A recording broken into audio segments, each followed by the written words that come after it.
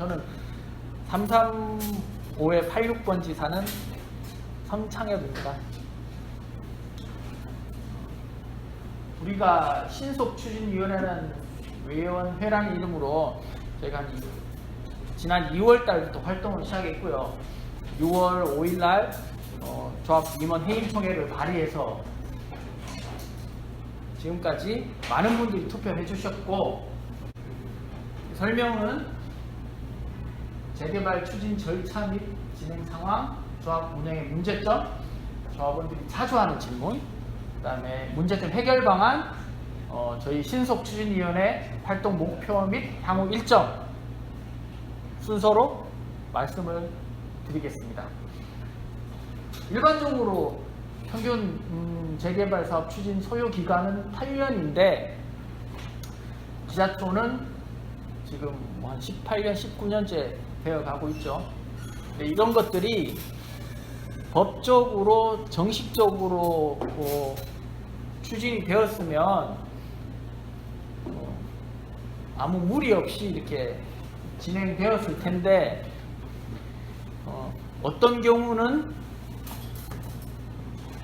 법적 절차랑 상관없이 이렇게 무리하게 진행된 경우가 있었어요. 그런 것들 때문에 좀 많이 늦어진 거고, 또 뭐 부동산 경기 탓도 있겠지만 지금은 그런 것들이 다 없어졌기 때문에 주변 환경이 굉장히 좋기 때문에 지금은 비리 없이 법과 원칙만 지키면 굉장히 빨리 진행할 수 있습니다. 그래서 저희가 하고자 하는 것은 최대한 비리를 없애고 주민들이, 조합원들이 이익을 최대한 많이 가져가면서 사업을 빨리 추진하는 것이 저희 목표고요.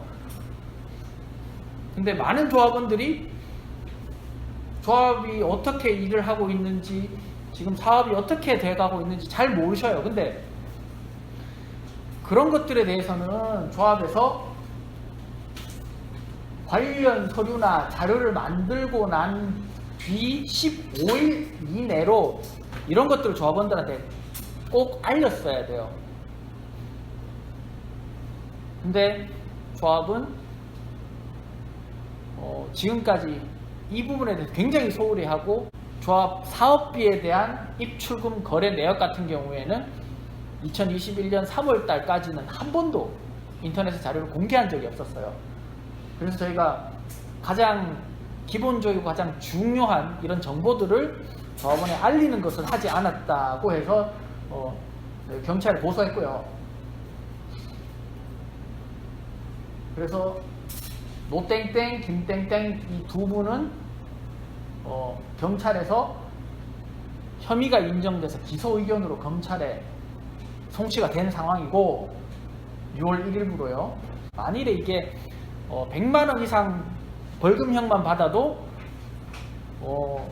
기소된 분들은 향후 10년 동안 임원에 출마조차 할 수 없는 그런 상황에 빠집니다. 기소된 임원들이 왜 이렇게 법을 어겨가면서 조합원들에게 얘기를 안 하느냐? 그건 조합원들이 알지 못하게 자기네들끼리 뭔가 이상한 이 내용들을,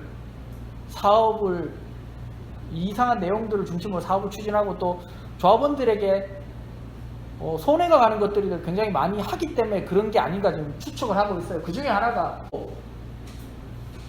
국가 건축 행정 시스템에 우리 기자촌을 조회해보면 예전에 관리처분 계획 인가 신청할 당시에도 시공사가 영무통은 단독으로 되어 있었는데, 거기에 대해서 조합 측에 얘기를 하니 이거 나중에 바꿀 거다 얘기를 계속 바꿀 거라만 얘기를 하고, 최근 2021년 7월 1일 날 관리처분계획 전시청으로부터 승인을 받았는데 아직까지 시공사는 영무통은 단독으로 되어 있어요.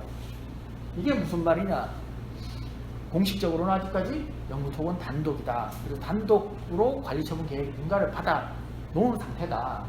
근데 관리처분 계획 인가라는 것은 지금부터 본격적으로 사업을 시작하는데 끝이 아닙니다. 본격적으로 시작을 하는데 이제 본격적으로 사업 시행에 맞춰서 예산을 집행할 수 있다 이런 뜻입니다. 그래서 제가 얘기하는 뭐 허위 사업, 뻥튀기 사업 이런 것들이 이제 지출이 될 수 있어요. 이런 것들이 다 지출되면 나중에 조합장이 감옥에 간들 뭐합니까? 우리가 손해를 보고 난 뒤에 그 사람들은 손해배상도 못하고 그냥 감옥에 그냥 가버립니다. 그래서 저희가 조합장 해임이 법적으로 그분들을 처리하는 것보다 훨씬 더 빠르고 중요하다고 얘기를 하고 있습니다. 그리고 또 사업시행계획 관리처분계획 인가가 났기 때문에 지금 조합에서 사업을 본격적으로 추진할 수 있다고 말씀드렸는데 그 중에 하나가 신탁 등기라는 것입니다. 이 조합이 체결한 법무 업무 협약서에 따르면 조합원 전체에 대해서 신탁 등기를 하게 되어 있습니다. 이게 신탁 등기가 뭐냐? 우리가 가지고 있는 땅과 집을 조합에 맡긴다는 거예요. 뭐 맡기면 어떠냐라고 생각할 수도 있겠지만 만일의 경우에 조합이 시공사와 분쟁이 일어나거나 아니면 시공사가 부도가 나거나 아니면 시공사가 분양을 제대로 못해서 공사비가 모자란다 할 경우에 모든 시공사에서 입은 모든 손해를 메꾸기 위해서 신탁 등기된 우리 조합원들의 재산을 경매로 쳐서 그 돈을 가져갈 수 있다는 거죠. 그렇게 되면 여기 인천의 경우처럼 나도 모르게 내 집이 경매로 넘어가 버리고 결국은 조합원들은 집을 뺏기고 기사촌에서 떠나야 되는 상황이에요. 빠질 수도 있어요. 우리 돈 다 낭비하고 손해 입힐 거 다 손해 입히고 난 뒤에 조합장이 감옥에 간들 또 어디 가서 하소연을 할 데가 없는 거예요. 그 증거로서 국공유지 무상 양도양수 용역이라는 게 있는데 국공유지 무상 양도 여기를 한다고 했는데 그 일을 하지도 않고 예산은 지출하고 제가 국공유지 무상 양도 협의 그 주관 부서인 한국자산관리공사와 공문으로 얘기를 해봤는데 민간업체는 협의권자가 아니고 또 기자촌은 협의한 사실이 없다고 하는데도 불구하고 조합은 이렇게 예산을 지출을 했습니다. 그러니까 이런 것들이 다 어떻게 보면 허위 계약으로 추정이 되는 거고요. 이뿐만 아니라 세입자 실체 조사도 마찬가지입니다. 2억 5,200만 원의 계약을 했는데 실제로 2번에 걸쳐서 예산도 집행했는데 완산구청과 얘기를 해보니 최근까지 전입세대 열람 내역이 기자촌은 없었다 라는 공문을 받았어요. 이게 무슨 말이냐면 일을 하지 않았다. 근데 조합에서는 용역비를 지출했다라는 거죠. 근데 제가 알고 보니 이 전입세대 열람 같은 경우에는 돈을 주지 않고도 조합에서 요청만 하면 공짜로 이게 해주는 거라고 합니다. 그러니까 무료로 할 수 있는 건데 이렇게 큰 돈을 지급해서 일을 하지도 않았는데도 이렇게 집행한다는 거죠. 그러니까 이런 것들은 굉장히 의심스러울 만한 돈이죠. 이런 것들이 한두 개가 아니에요. 이 범죄 예방 용역도 마찬가지입니다. 6억 8,700만 원이나 되는 돈을 계약을 하고 CCTV와 범죄 예방을 한다는데 범죄 예방 자체는 이제 경찰이 해야 되는 고유의 업무고요. 그다음 CCTV 설치도 정보통신업을 등록한 사람만 그 업체만이 할 수 있는데 이 업체는 아직 등록도 안 한 상태에서 전주시청에서는 이 업체가 수행할 사항은 아니다라고 판단하고 있습니다. 이 범죄 예방의 경우.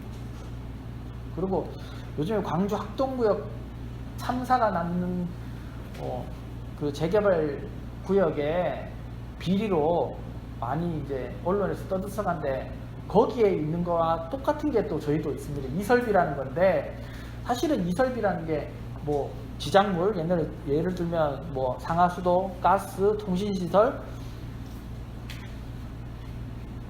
전기시설 이런 건데 사실은 그런 것들은 철거를 하면서 나오게 되는 그런 지작물이고 그거는 철거 업체에서 계약을 통해 다 가져가는 건데 게다가 또 그 철거 업무는 시공사에서 맡아서 해야 된다고 법으로 되어 있는데 이 우리 조합은 광주와 마찬가지로 이설비라는 명목으로 20억을 예산을 책정을 한 상태예요.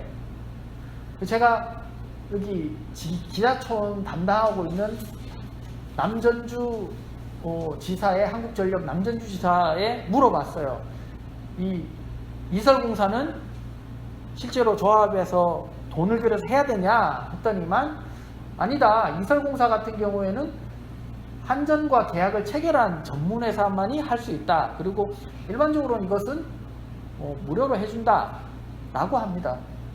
이 돈이 20억이나 되는 돈이 예산에 잡혀 있는데 실제로 아직 계약은 안 했지만 이게 만약에 본격적으로 사업이 시행되고 있는 지금 조합에서 허위 계약을 하고 이게 이 예산이 집행된다면 이건 바로 조합원의 손해와 바로 직결된다고 할 수 있습니다.